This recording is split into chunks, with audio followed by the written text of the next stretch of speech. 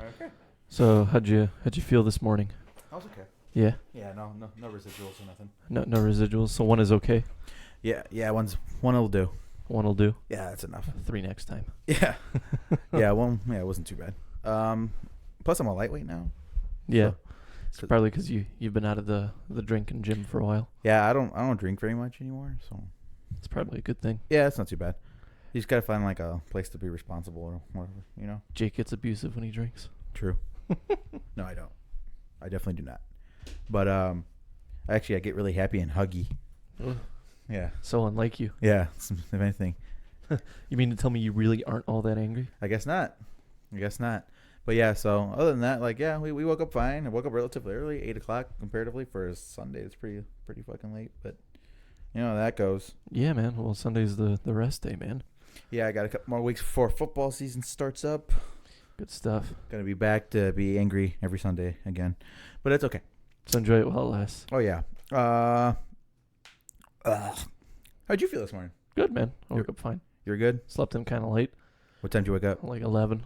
Well, I woke up at like 8:30 originally, and I was like, we were supposed to go to the flea market, and then I hit that snooze button, and I woke up, and I was like, oh shit, it's 11. So did you end up doing the flea market at all? No, we didn't go today. We'll probably go next weekend. What was the agenda? At the flea market? Yeah. I just browse around. Oh, okay. Just to do a walk. There's something interesting I feel like I find every time I go.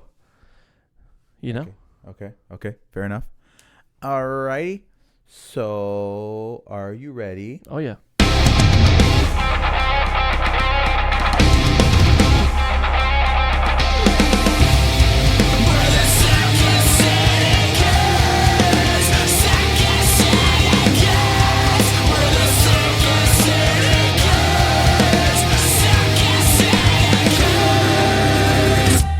What is going on, guys? Welcome to the Second City Kids Podcast, episode number 129. 129. Yeah, we are back on a low-lit but slightly humid day.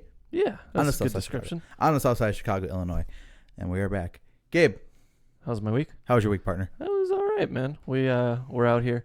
I had a pretty slow week at work, and then Thursday they were like, "Hey, we need this, and that done by Friday before you leave." And I was like, "Fuck." Okay. So I mean, it got done and stuff, you know. But I was like, "God damn it, you couldn't have told me Monday to Wednesday Yeah. when I had time? had time, you know." Yeah.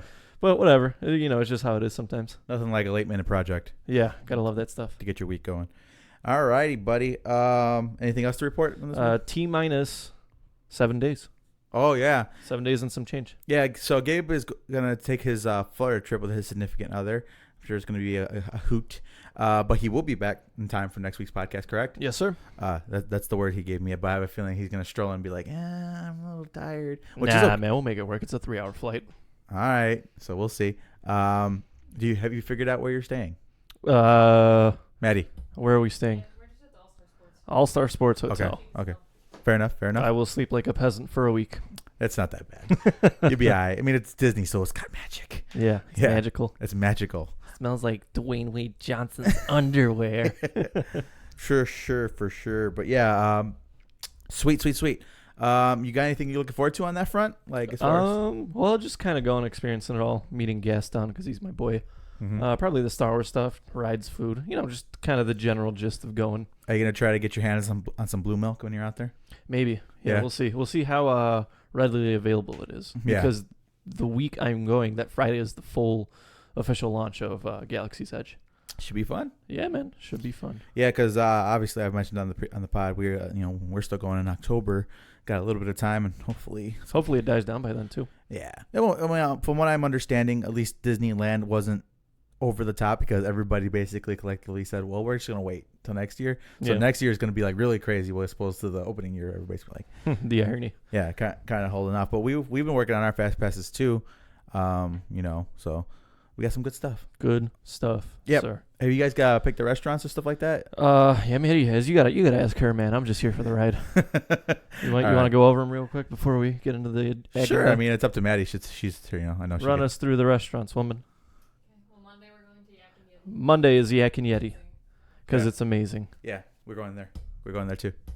And Tuesday we're going to Mama Melrose's. Tuesday, Mama Melrose's. I wanted to bring a date there since the first time I went to that Awesome. She's wanted to bring a date there since the first time she went to the And restaurant. it's just lucky to be you, huh? Yeah, lucky Okay. to be me, I guess. Where's that one at? Where's that located? That's, tucked away in the back of Hollywood Studios. Hollywood Studios. Back of Hollywood Studios. Okay.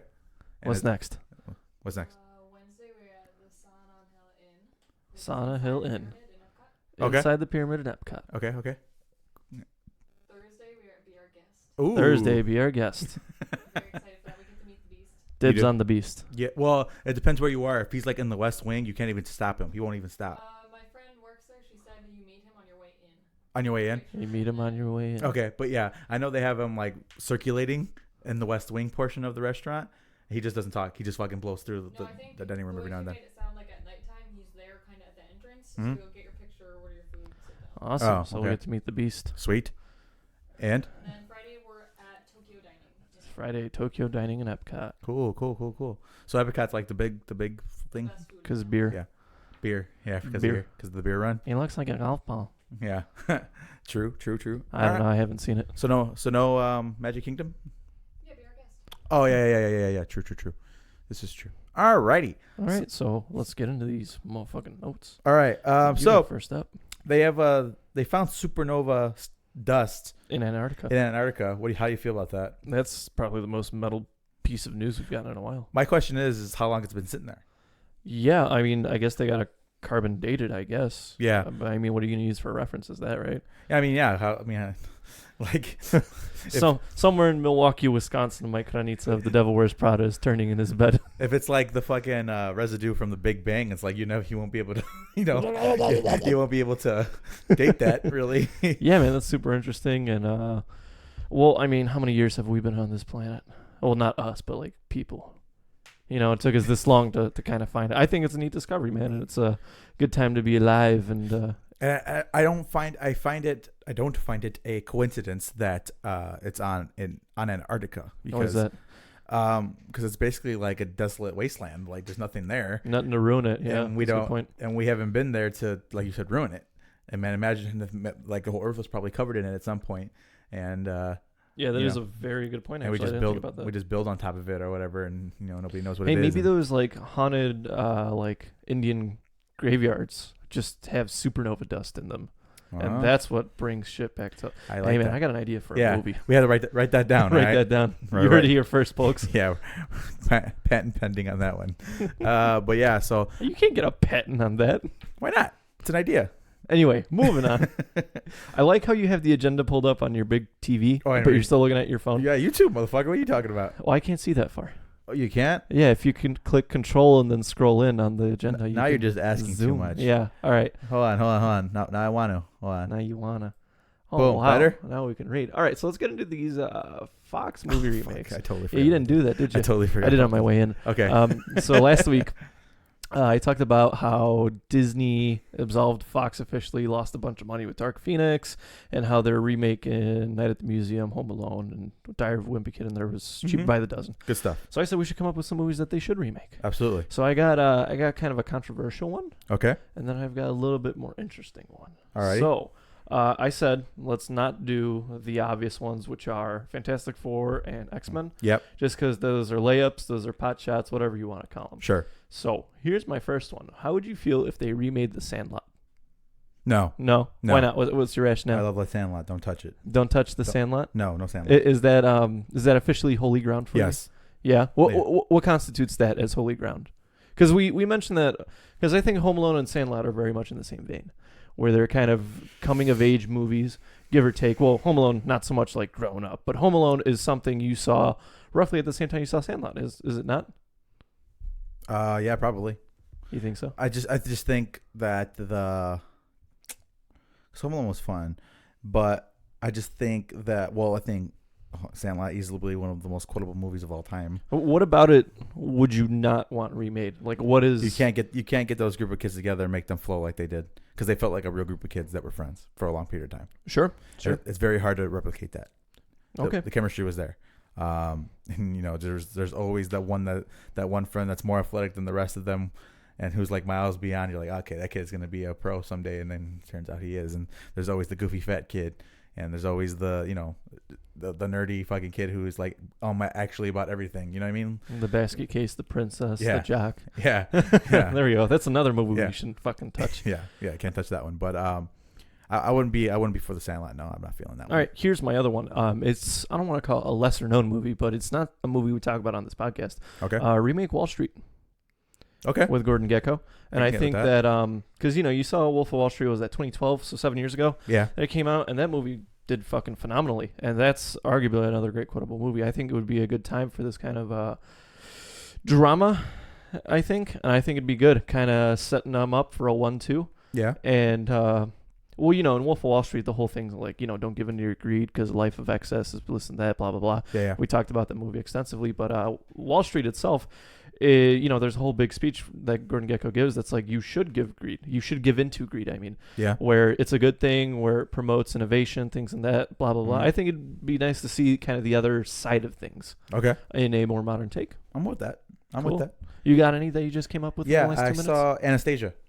Okay. Anastasia, it's already a animated property. Uh-huh. And I think Just reanimate it? Yeah, just do something with your own flair. Cheap pick. Yeah, easy layup on that one, I think. There was another one that I saw. Hold on.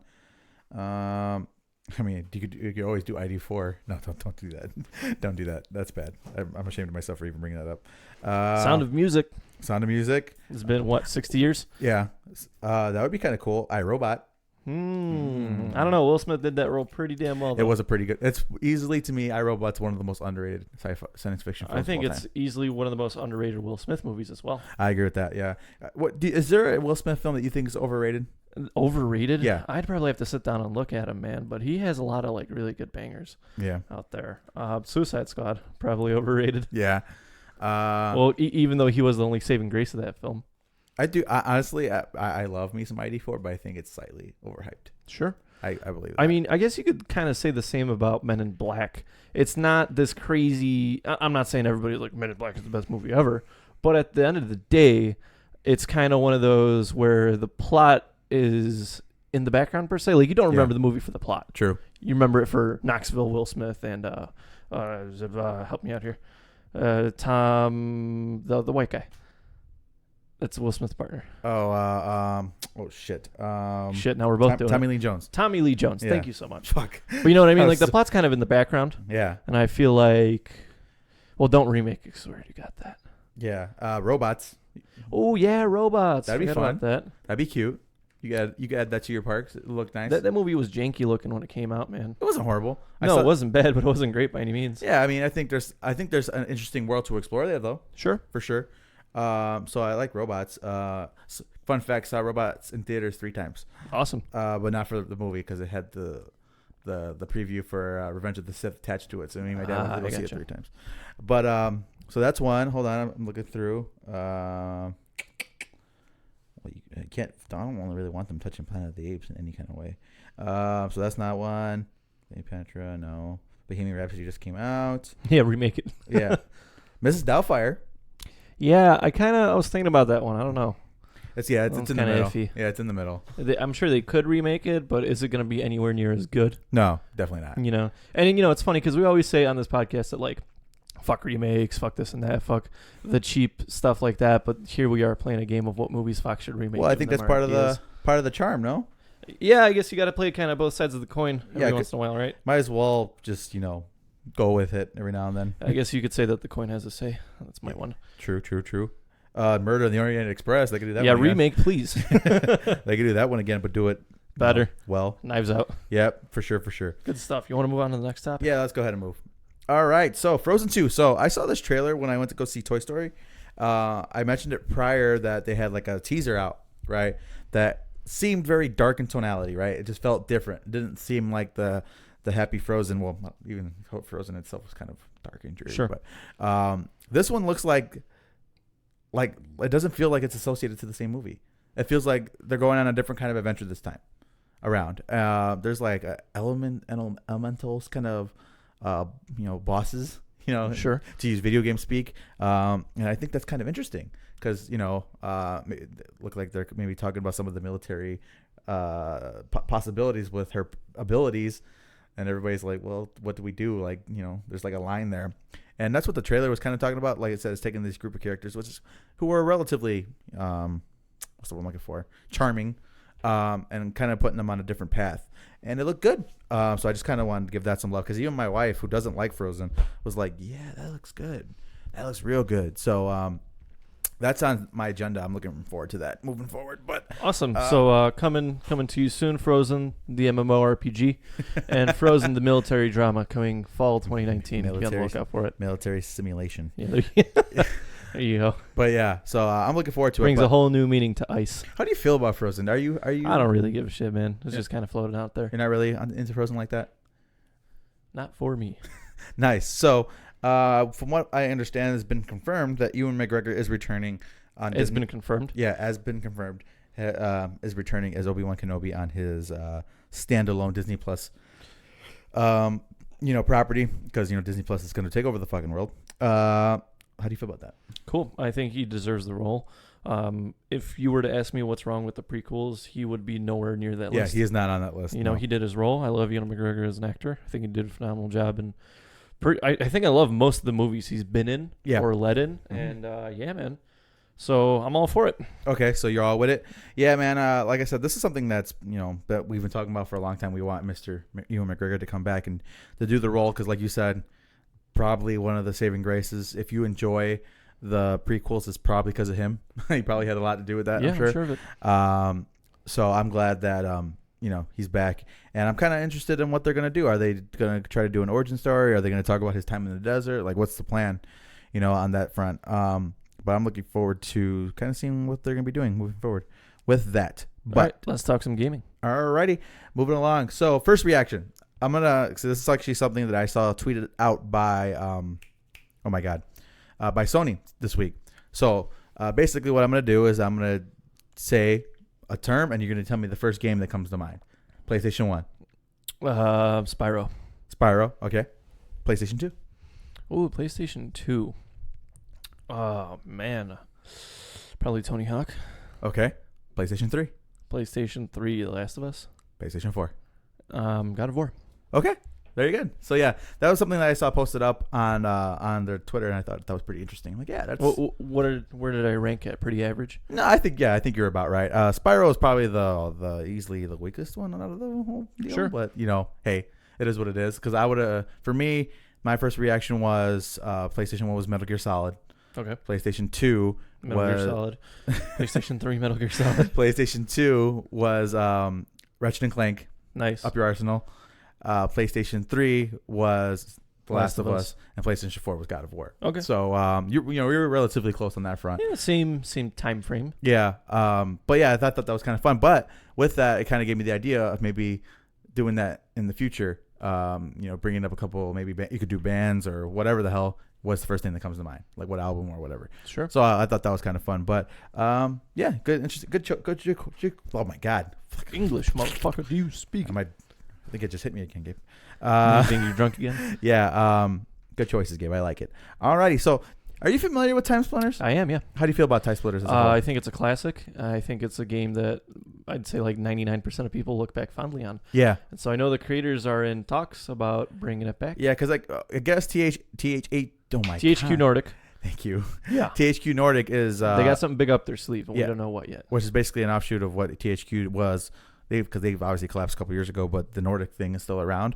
And I guess the creator of Time Splitters is in-house now. So they're talking about bringing...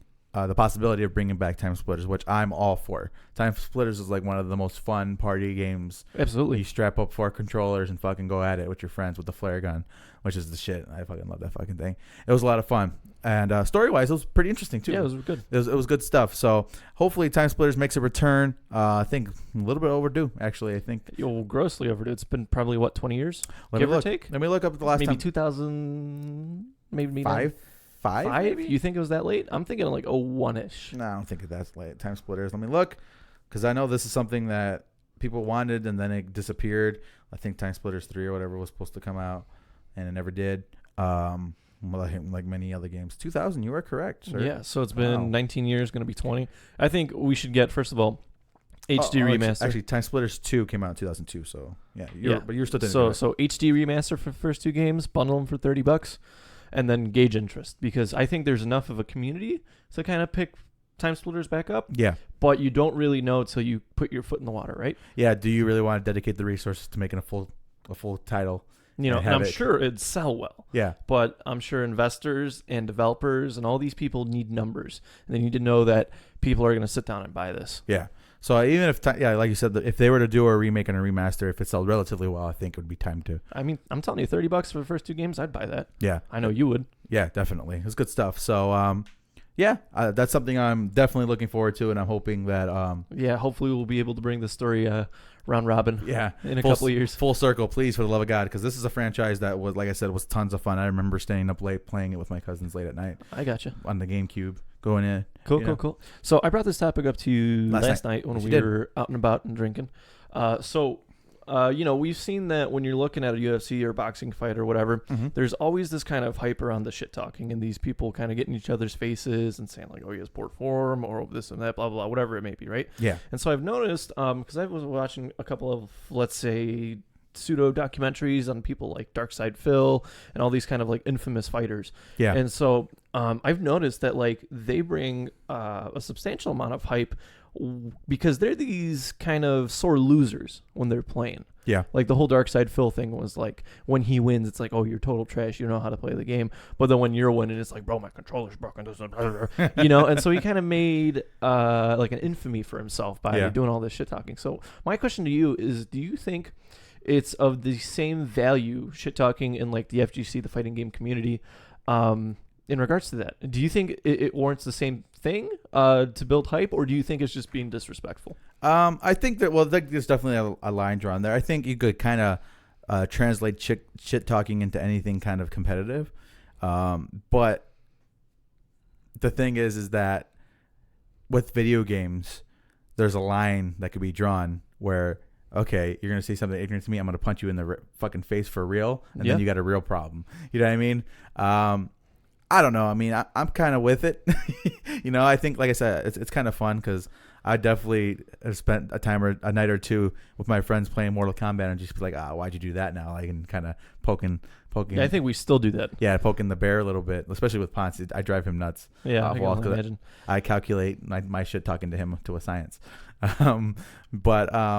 But then again, there is a line to be drawn where it could actually get you punched in the face in IRL, bro. So I don't know. I mean, I'm with it because I just like shit talking. I think it's fun. Sure. Even if it's done in like in a non-malicious way, you could definitely talk shit and have it be funny. I think you're totally right about kind of drawing the line here. Yeah. I think as long as they keep it like in house, like you refrain from talking about the other dude's mama, Yeah. and you kind of keep it like, bro, like why you fucking playing footsies with me Yeah. and MK or whatever. If you keep it Game relative to the game, I think it's fine. Yeah, but well- if you go out and say like, oh, your sister's a whore, Yeah. now we have a problem. Yeah. Then there's a Now there's a real world problem. yeah, real world repercussions for what you just said to me. Yeah, I definitely agree with that. As long as, like you said, as long as you keep it within the context of the game, I think they're fine. Sure. Now let's bring this full circle. How do you feel about this sort of shit talking in like trading card game tournaments, like Magic, Yu-Gi-Oh, whatever? Well, it may be? I don't have the crazy exposure that you do. Sure. So, Because it's very frowned upon in those kinds of settings. I mean, because I think there's like this jock mentality when it comes to video games, and I don't know why. Maybe because there is like a At least recently, yeah. yeah, like a hand-eye coordination kind of differences where they feel like they're more akin to athletes than Sure. know, maybe a card game player. Okay. I think that probably has a lot to do with it because there is definitely. Don't get me wrong, I do enjoy the strategy of a card game, but at the end of the day, it's all about the draw, right? Because you can have the best strategy in the world, your deck could be built a certain way, but if you're not getting the draw that you need to be successful, necessarily, you may not win. If you're not getting the draw you need to be successful after a turn, man, you got to sit down and revamp your deck. I mean, I get that, but Every card in your deck should be aimed towards propelling your strategy. no, I know That's just coming from me. No, but I get it, yeah. no, I get you. There is definitely kind of this. Yeah, you're absolutely right. The jock mentality in video games, because, well, first and foremost, the TCG community isn't as mainstream as gaming is, because gaming, give or take, is now mostly accepted, right? yeah, Because it causes violence. But but like like trading card games and playing Magic competitively and stuff like that isn't essentially mainstream. I wouldn't say it's so grossly frowned upon as it was 20 years ago, but it's not the social norm quite yet. And maybe we'll get there eventually. I saw a meme earlier this week where it has a guy like in a trench from World War I with throwing a grenade, and his partner's like, "Well, what are you doing?" I don't know. They haven't invented video games yet. Yeah, exactly. Yeah, exactly. And they had a pong cabinet, and it's like 1961, the birth of violence. And, Father, I crave violence. Yeah, goddamn. But yeah, I mean, I think it's not. Is there like a shit talking community in like chess? Like, I mean, there might be, but it might be so far. The bar might be so high above our head. It might just we might not get it. Yeah, they're probably talking in fucking code. You know what I mean? Can we get a like a pre-game shit talk for the Jeopardy contestants?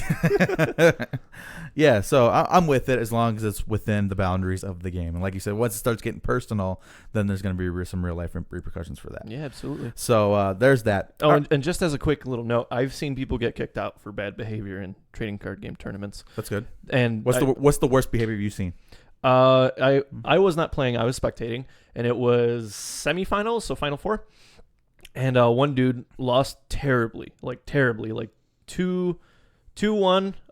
He had the lead with that one initially, and then he totally blew it and ended up being 3-1. He gets eliminated, flips the table over, loses his shit. Card shop owner says, "Get the fuck out. I don't want to see you here again." And we haven't seen him since.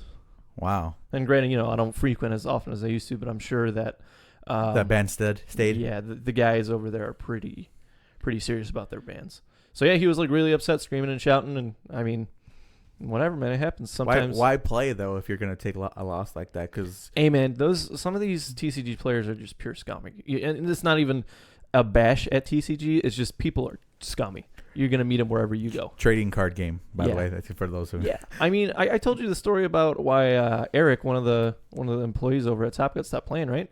Why? Magic competitively, because he would do the tournaments and stuff. And this one time he was in a tournament, and the guy takes his deck to shuffle it or to cut it or whatever, right? And he bent one of his cards in the corner, and he calls over the judge. He's like, "Look, he has a marked card." And yeah, people are just shitty out there, man. It's just what it is. And some people don't know how to behave in a social setting, and it's unfortunate. But I'm saying, to me, I think those are people who have never dealt with the real world repercussions of that. You know what I mean? Totally get you. Yeah, because if somebody were to do that to me, I'm reaching across the table, then I'm going to get banned for life because I'm going to fucking murder you. And then don't you dare bend my black lawyers. Yeah, exactly. Good stuff. Let's move on. We spent too much time on this. I mean, it was fun. Yeah, absolutely. So Sega Genesis. 30 years old. Wow. 30 years old. That's why I put it on there, because the Sega Genesis is 30 years old. What is your... 30 this week? Yeah, this week. What is your experience with the Sega Genesis? Have you ever played a Genesis? I played a Genesis, yeah, contrary to popular belief. Okay. I haven't delved so much time and spent all this money, blah, blah, blah, simply because my first real console was a Game Boy Advanced. Okay. So I was kind of later. I was a couple years later after the Genesis. But yeah, I'd say I have really fond memories of playing, I can't remember which fucking Sonic game it was. They had a bunch of them. They were really good. Yeah, but it was the OG classic one with the grassy hills and stuff. Yep. Played the shit out of that. One of my buddies had it. I mean, we had some fun with it. I can't, attest to being an owner of a Genesis, but I can. Yeah. Yeah. So, Sega Genesis is actually my very first console that I ever played. Cool. At the age of 2. Mm-hmm. My first game was Mortal Kombat 2 on the Sega Genesis. Awesome. I remember many fond memories. There was Bonkers. Bonkers was on the PlayStation. Oh my god. The Sega Genesis, right? Sonic Pinball, which was my shit. It's one of the games I remember most fondly. I just remember having a good old grand old time with the Sega Genesis. But I also remember selling it in a garage sale several years later, which is, I'm sad because I wish I would still have the piece of machinery with me. But yeah, 30 years old. Congratulations to the Sega Genesis. Sega's still around. Obviously not in the same capacity. Barely. Yeah, not in the same capacity that they were in, but they're still around. And who else really can say that from back in the day? Yeah, I guess that's a good point. Yeah. Well, Nintendo. Yeah. 1890, whatever. Nintendo, and that's it. Atari's not around anymore. You know what I mean? Sony wasn't in the game yet, and the Giants weren't around. Microsoft is like, what's that? What's gaming? I don't even know what that is yet. It's just kind of crazy. The only one who's left still is Nintendo. Sure. Testament to them. Sure. Speaking of Nintendo. Yeah, so I had an experience this week. One of my buddies was in the hospital, unfortunately. Okay. And so I went to go visit him, took a half day off work, and I brought my Switch with me. And I shit you not, this should have been one of those like Nintendo commercials, because I went in, That does sound like I brought Mario Kart with me. I plopped it on his little food tray, and I gave him one of the Joy-Cons, and we played Mario Kart. You should totally pitch that to them. That's such a nice little like. It was, I mean, he was in good mental health, if we should say that. He was feeling better and stuff, blah, blah, blah. But, dude, we just sat down and played, like, Mario Kart for, like, 40 minutes. It was great. It was just one of those things where I'm like, well, I can't bring my PlayStation. Yeah. It was like I literally brought the Switch to work with me, and I was like, I'm taking a half day, went to the hospital, brought it in, plopped it down, we played. That's excellent. And, he was in there for like a week, I think, maybe 8 days. So I'm sure that was like a nice breath of fresh air. Just being able to, even if it is for the 40 minutes, just to fucking play a game, man. Just to forget. Just to forget that you're stuck in this little shithole. For sure. Is he okay? Yeah, he's out. He's doing good. Very cool. He's in good health now. But yeah, it was just one of those things where I got out of the hospital. I was like, damn, Nintendo, where's my check at? For real. You should probably send a tweet about that. Yeah. That might be good. They might be using that for a commercial. All right. Last thing on the gaming agenda, Guilty Gear, which is like an anime. Yeah, fighter. I'm familiar. You're familiar? I guess they're rebooting or doing like a soft reboot because I guess their titles are like off the wall, like Guilty Gear XR7 the third edition or some shit like that, right? So they hit the reset button. They dropped the trailer for just the game called Guilty Gear, which looks pretty cool. I'm not going to touch it based on my experience with with the back button. Yeah, with Arc Systems and all that. But it looks like a lot of fun. Guilty Gear is one of those games, a lot of fun to watch be played. So yeah, man, that's grossly important for a fighting game. Absolutely. Definitely. Absolutely. Is there any fighting game out there that you have interest in that you might someday pick up or have interest in picking up? Like coming up that I know of? Coming up, maybe something you've seen prior, something that you want to fuck around with. Well, the only thing really that I want to get my hand on is Killer Instinct. Sure. Just because you've played prior titles and you enjoy it? And I enjoy it, and there's something about the ambiance of it that I just enjoy. But I know that's exclusively an Xbox thing, and I guess they're not doing a 2 or whatever. Cause, you wait long enough, it'll come around. Yeah, because they did a pretty good job with the first one, and they serviced it correctly as opposed to dumping all their characters at once. They kind of slowly brought them into the fold, and they had a pretty balanced fighting game out of it. It looks like fun. It's a lot of fun to watch. That's probably like the only other fighting game right now that I'm thinking about touching. Sure. I'm like knee deep in Nightwolf at this point, still learning what can work, and he's fun. I'm having a good time with him. But so yeah, it's basically Guilty Gear's coming around, and it's gonna be coming back out, and cool. All we that should definitely good check that out. I know Tekken's doing like all these kind of crazy crossovers from other fighters from other games, but I'm not familiar enough with them because I'm a fucking pleb and I only play one fighting game. Sure. So I know they're doing a bunch of cool stuff. I know they had Negan out not too long ago from Walking Dead, and like I said, like Guy or whatever the fuck. Tekken was the one fighter I don't think I could get into. I'm usually pretty good with like obviously Mortal Kombat is kind of my choice fighter, but I've played the Dead or Alive series. I've played King of Fighters. I played a bit of Guilty Gear. Yeah. Oh, Guilty Gear. Okay. And then, I've kind of like been around in the genre or the scene, whatever you want to call it. But Tekken was just one of those things where I was like, dude, I can't do this. What is your experience with Street Fighter? Have you played Street Fighter? Yeah, I played Street Fighter. It just didn't kind of. I never latched onto it like that. The characters were cool and all. The music was nice, but that was kind of where it ended for me. I felt no need to do a deep dive. I think the last kind of bigger one before this whole Mortal Kombat X situation was probably Soul Calibur. And I did not play. I think the last one I played was 4, and I spent a gross amount of time on that. Are they on 6 now? They're on 6. 6 came out last year, I believe. Okay, interesting. Yeah, I like Soul Calibur, but it's just a little too slow for me. I kind of put it in the same category as Tekken, where you have to know the dance. Like, there's a dance to it. Oh, absolutely. And Tekken's like really, really good at or known for like attacking people when they're on the floor. So I'm like, I don't really like that because I feel like I'm trapped. It feels like I'm actually getting jumped. Like somebody's like over me, kicking me in the head. This is supposed to be a life simulator. Yeah, it's fuck. But Tekken, like I texted you maybe a couple months ago because I was watching like a fucking sick final for Tekken, maybe at Combo Breaker or something like that, and it was a lot of fun to watch. It was good stuff. But yeah, there's definitely a science to building a fighting game that Jacob enjoys, apparently. And if your name begins with an RS, you probably are a step ahead. All right, moving along. Let's talk some music news and reviews. All right. So we got 3 albums and 2 singles this week. We do. So how do you want to tackle this? Let's do singles first. Yeah, let's do that. All right, so this week we've got 2 kind of interesting singles. One of them is Shark Week by Silent Planet, which is a B-side off When the End Began. What'd you think? I actually haven't dug into it yet. No. No, I haven't checked it out yet because I was kind of overwhelmed by the fucking 3 reviews. I'm not gonna lie. Sure. But I haven't got to it yet. But I want your opinion on it. Well, first of all, I think it fits the theme of When the End Began beautifully. And Garrett wasn't kidding, man. This is the most emotionally taxing song on the album. This will fuck you up if you sit down and read the lyrics Why for did it. it not make the final? I cut? have no idea. That's my kind of concern because this song is great, and I would have cut maybe 1 or 2 songs before I cut this one. Which ones would you cut? I got to pull up the album list. Okay. But this song's very good. It comes out swinging, man, and it's one of those vicious, pounding, in-your-head songs, and it's properly good. I like it. And yeah, man, I'm just kind of curious why it didn't make the cut, is all. Okay. And I'm hoping we get maybe another song or 2. If it's just a single B-side or maybe 2 B-sides. It's usually like 2 or 3, right? Yeah. 2 or 3 songs that didn't make the cut. Because usually what's going to end up happening is they'll probably drop another 1 or 2, like you said, and then I'll have like a deluxe edition for the album. Re-release the album. Yeah, and have it put into place. But yeah, man, properly good. Put that on shuffle throughout the week. All That'll right. get you going. You know what's actually funny or weird? Chiodos, when they did Bone Palace Ballet, because usually the formula when bands do like a deluxe version of the album that they released, they would just do the album as it was and then Wait a year or 2. and then put the B-sides at the bottom of the track list and they would label them B-sides. Chiodos actually rearranged their album. Huh, with the B-sides? With the B-sides included in it. Oh, that's interesting. So that was like they kind of broke the mold on that one. Yeah, Chiodo's always ahead of the curve, huh? Yeah. We're not going to get into that because that's a whole other conversation. But Awesome. So you enjoyed that one. Next one is called Landslide Defeater by Norma Jean. Norma Jean. Yeah, so they came out with a single Friday called Landslide Defeater. Fuck. That's why it's on here. It's really good. I think it's super admirable that Norma Jean is still in the cut and they're still super relevant because this song does not feel generic.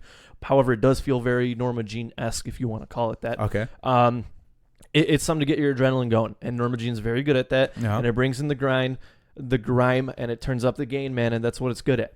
I don't think it's super far out of the ballpark of what they've done prior. Okay. But you should definitely sit down and listen to it because they're on this kind of steady incline since they kind of fell out like late 2013-ish into obscurity. Yeah. They're back on it, man. I'm glad to see that. Well, they had that last album that came out a couple years ago. It's called Polar Similarity or something like that. And it was really fucking good. Extremely underrated for the year that it came out. I enjoyed it a lot. Another grossly consistent band. Yeah, they've been kind of, like you said, under the radar recently.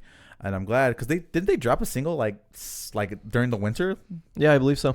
I forgot what it was called, but we talked about it and we liked it. Well, I think I liked it a little bit more than you did, but I didn't even know that was out. So thank you for bringing that to my attention. Yeah, absolutely. I got one more topic before we dive into these album reviews. Sure. And I texted this to you. Will Putney is behind the Ghost Inside album, and that is fucking It's awesome. not even fair. It's Will Putney and Jeremy McKinnon from A Day to Remember. So we got some manpower behind this album, and this thing's going to come out swinging, and they're back in the cut. That's not even fair. That's all I got to say about this. Hopefully we get a feature from Jeremy. I think he'd fit in very smoothly. If not, I'm sure he's going to do some work on the production along with Will. So, yeah, man, it's good to see that they're back. They actually have another single out. Did you know that, Norma Jean? Norma Jean, what's the other one? It's called Mind Over Mind. Mind Over Mind, huh? Yeah, and I guess the new album's called All Hail. All Hail. Awesome. We got a release date on that? Not yet, but they have 2 singles out. So soon. Hopefully before the end of the year. I guess that thing that they released a couple of months ago isn't included on the album. It doesn't look like. Interesting. It must be like the Slipknot thing where they released So strange. Unsainted. Was it Unsainted? No, that was All Out Life. Yeah. Yeah. Song we don't talk about. It was all right, but we're not gonna, but yeah, that's a little strange. Okay, I'm with that. Good copy. Jerry McKinnon, that's interesting. Yeah, man, that's some manpower. So how do you feel about the new Devil Wears Prada artwork? I liked it. So we talked about it. So this wasn't on here yet. Yeah. But what we got last week was we got a little snippet of their tweet and their like teasing music video. Yeah. And this week we got another snippet of the music video and we saw the artwork a little more clear. Yeah. It looks like full blown black metal, Like Nordic. Norwegian death metal. Yeah. And it's kind of awesome considering where the band came from. But yeah, I'm with it. I guess we'll have to see. That would look like single artwork, right? What we saw. Yeah, I believe so. So I guess we'll have to kind of see what the whole package looks like in the end. But do you think they would ever do an album cover without the triangle on it? I mean, they have before. Which one? Besides Zombie EP and Plagues? Zombie and EP, Discord? Plagues, Discord, Roots Above, Branches Below. Yeah, you're right about that. That wasn't on there. They didn't start doing that till Dead Throne. That's a good point. Well, you think they'd break the trend now? No, Maybe. I mean that symbol's pretty awesome. Do you like the artwork most importantly? Yeah, I thought it was cool. Like I said, I just think it's a little weird coming from them. Yeah, I Little do out of like it. character. It's very interesting, and it's just kind of weird, kind of coming from these guys out of Iowa, you know. Yeah, it's a lot of character for them. But we'll have to wait and see. Hopefully, it's Gotta good. wait for them singles, man. I told you before the end of the year. What if they go full blown black metal on us? Hey, man, I'll support it. I think they have the technicality to do something like black metal. They do. Elisana. I don't know that I'd prefer that over what they've been doing, but I'm sure they could if they wanted to, and that's what's important, right? For sure. Elisana is banging on the door. Awesome. Her hair's probably all wild right now.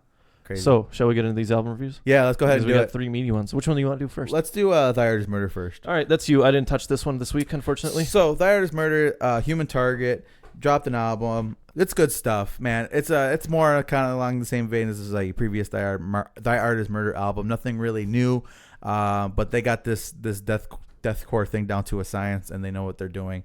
All the songs are good. Obviously, we have Make America Hate Again. That was a good song. I'm kind of trying to point out some Bangers. Yeah, some standout tracks. Let me get that pulled up real quick. I'm sorry. Whoops. Shit, where'd it go? This is what 3 album reviews do to you. Yeah, because I'm You all forget about your whole week. shit is all jumbled up, and I was trying to get through it, and I had kind of a shitty end of the week because work was like driving me nuts. Fuck, where'd it go? I downloaded it. I know that. I'm sorry. Did you even listen to it? I know I definitely did. I got through it because I like the artwork. The artwork is fucking metal. Human Target, Make America Hate Again, Death Squad Anthem, and Welcome Oblivion was fucking. Those were standout tracks. Like I said, they know what they're doing. They got this down to a science. Now, for me, what I'm waiting to see is Fit for an Autopsy to see what they bring to the table. Yeah, to see them clap back. Yeah. Because I feel like it's always these two going back and forth. They're always head to head to me as far maybe not to them, but to me because they're always like battling for deathcore supremacy in my head at least. So, but yeah, it's a good album, a solid album. Jake just thought his phone was a tech deck and did a flip on it. Tech decks, dude, they should totally bring those back. Don't get me started. You should be able to do. No, I'm not gonna do it. But remember all the little gangster stickers that would have like little kids, babies dressed up as gangsters, and it'd be like this. That. Yeah, Remember the gangster Looney Tunes? Yeah. If you see a cop wearing a brother. Yeah. How do we get here? Anyway, sorry. what do you rank it? Because we're doing out of 10 for albums. This would be an 8. An 8? This would be an 8. Okay, so it's pretty high up there. Yeah. I think your highest is an 8.5, right? No, I think my highest is an 8.5. I had a 10 with with Alien. North Lane. Yeah, and you had a 9. So For what was my 9 at? that was North Lane. I did not give North Lane a 9, did I? Yes, you did. Okay, sure. Yes, you did. All right. So, good album, good stuff. If you're a fan of anything they've done before, you'll like this. And if you like deathcore, you're looking at the right place. Speaking about fans and blowing hot air, let's talk about Crown the Empire. So, let me pull up my notes because I made notes for this one. Let's talk about Crown the Empire. So, Crown the Empire's new album is called Sudden Sky. Where to start? Let's go ahead and break it down. So, it starts off with like an intro that's actually pretty interesting, and it kind of winds up, and it's like, wow, maybe this is going to be something cool and unique that they bring to the table, and it kind of just falls flat after that. And I think I wrote down typical Crown the Empire. Next 2 tracks kind of falls into the line of everything they've done previously. Nothing new. I also wrote down completely unremarkable and forgettable. Maybe 1 or 2 standout tracks. Red Pill and Misery being those 2 tracks. They have a formula, okay?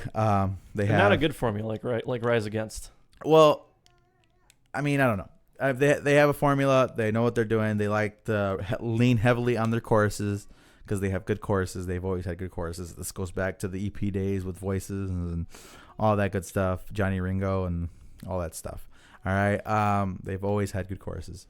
And to me, that's all this album is. It's just filled with a lot of good choruses and nothing with a whole lot of substance mixed in. Sure. Yeah, I gave it a meh out of 10. Yeah, it's a 4. It's a 4 out of 10. It's completely, but not. It's average, if not a little below. So it's a 4. All Awesome. right. Next. So talking about 4s, Let's talk about 4 out of 5. Let's talk some Sanction. Yeah. So Knocked Loose is dropping an album next week, and everybody's hyped because that's going to be the hardcore album of the year. And to much of Knocked Loose credit, they got a lot of hype, and they got a big old train behind this. And it might be. But there was a hardcore album that flew under our radars for almost a month. Yeah. And that was Sanction. So Sanction dropped an album called Broken in Refraction, right? They are definitely on the smaller spectrum when it comes to hardcore bands. Not a whole lot of people know them. Well, I said, and I wrote this down in my notes as well, that I think that after this album, a lot of people will start to know them real quickly. Yeah, this is going to be their breakthrough. Yeah, I wrote down in my notes the next Knocked Loose. Maybe not so much in sound, but more so as kind of the trajectory that they're going to take. Because I listened to this band's EP last year, and I enjoyed it. I thought it was good. But this thing is fucking a beast. Whole nother level, man. It is a beast of an album. This is a prime example of what happens when you take talented musicians and you give them to an audio engineer that knows his shit in the fucking studio and handcrafts a magnificent album in every aspect. Yeah. I'm just going to kind of go over some of my notes. I said old school hardcore flair because it has that fucking nasty, grimy punch in your fucking gut, and it's relentless, frantic. It doesn't stop. Every song feels like it has a place, and every song is a little bit different from the one prior to it. Everything is new. This is a young band with something to prove. I think they Awesome. They brought that to the table. They're gonna fucking smack some people in the mouth and surprise a whole lot of people. I even tweeted that.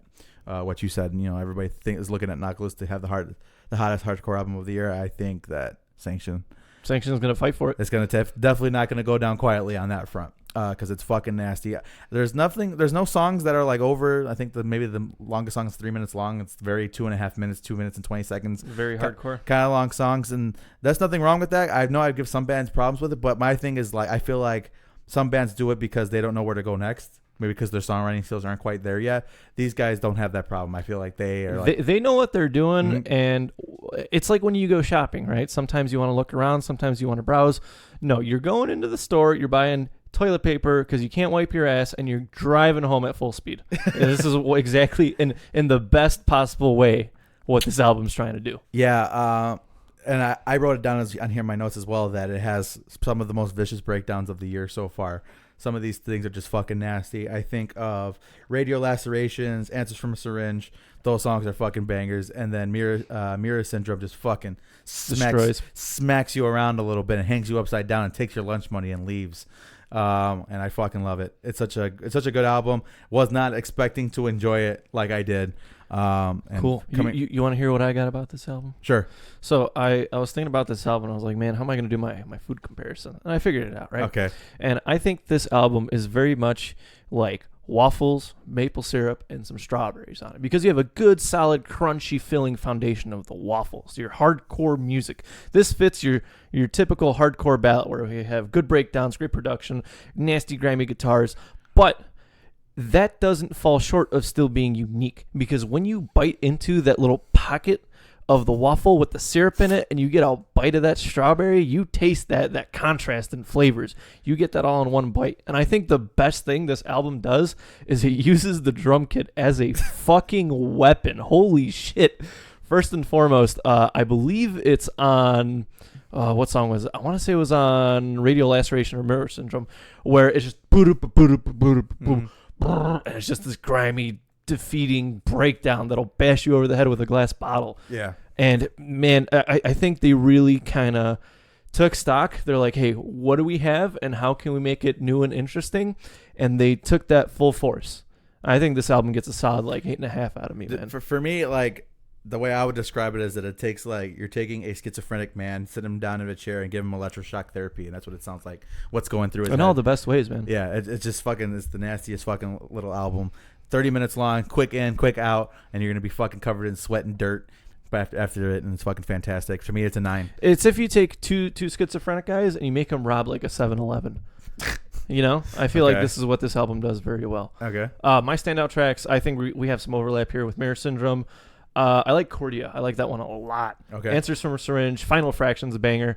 And like I said, man, this album has a purpose. It goes in. It doesn't waste any time, any space. It gets what it needs to done, and it gets the fuck out. It's heavy, and it says yeet. And that's all that matters, man, It because says you don't need to have these crazy concept albums that are like an hour and a half long, and you don't need to have a theme like some, albums or bands do. Sometimes you just got to go in, you got to knock some shit over, you got to have really good production, really good, interesting background noises, and you just got to be good musicians and go. And I know that I'm oversimplifying it because these guys put in a lot of work. Yeah. But you know what? When it boils down to it, that's what's up. Yeah, I agree. Like I said, it's a 9 for me.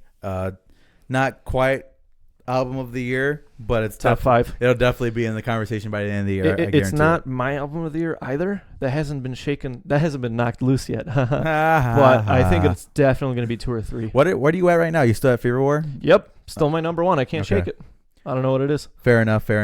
But yeah, definitely 2 or 3. Well, it depends what the Devil Wears Prada comes out with. But I think it's fair to say Sanction is going to be top 5 minimum. Yeah, I'm gonna keep my eye on these guys because, like I said, I enjoyed the last EP they came out. I'm like, okay, we'll see. And like I said, these guys are small. These are like I checked them up on Facebook. They have like 9,000 fans. So if you're not a fan of Sanction or you've never heard of them before, fucking do yourself a favor, download this motherfucking album and go at it because it's good stuff. And you're a fan of heavy aggressive music. The vocalist is fucking phenomenal. It's a lot of good work. It's God's work. So fucking download this shit and do it right now. All right. So with that being said, Gabe, I think that's it. That's it. We're going to have some more music news reviews, gaming talk, and movies next week, hopefully. Yeah. Relatively quick week. It's much like the Sanction album. We're quick in and we're quick out this week on the Second City Kids podcast. You guys can join us here next week for episode 130. Wow. That's a little bit of a milestone on that. Every episode's a milestone, right? Yeah, I mean, this is true. But so yeah, other than that, we'll be back with you guys next week. And Gabe, you got anything else before we take off? Deuces. All right, deuces.